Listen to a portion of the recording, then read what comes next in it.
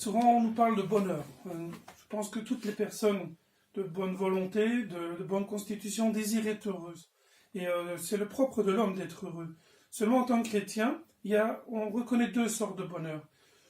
Il y a le petit bonheur, on va dire, et le grand bonheur. Le petit bonheur, c'est malheureusement celui qui passe vite. On est content d'un cadeau, on est content d'une fête qu'on a fait avec des amis, mais avec le temps, on peut souvent être déçu. Et si notre vie, elle est faite de rien, que des petits sentiments, des petites choses comme ça, furtives, c'est comme un ballon, on a beau faire le sourire, comme on dit, de clown. Si vraiment on arrive à un moment donné à une épreuve, et que notre vie, elle est juste remplie de pas grand-chose, si ce n'est de moi, de mes petits plaisirs et de mes petits désirs. Quand l'épreuve arrive, le feu arrive,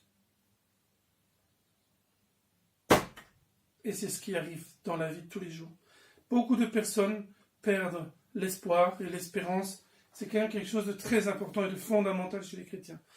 Chez les chrétiens, quand notre vie, elle est remplie du respect, de l'écoute, du partage, de l'amour, de la présence de Dieu, eh ben, on peut évidemment passer des épreuves. C'est pas parce qu'on est chrétien qu'on va pas pleurer ou qu'on va pas souffrir. Mais si notre vie est remplie de Dieu, si elle est vraiment remplie de toutes des belles choses, la charité, c'est sûr que ça va chauffer. C'est sûr que ça va parfois tellement chauffer que ça va noircir.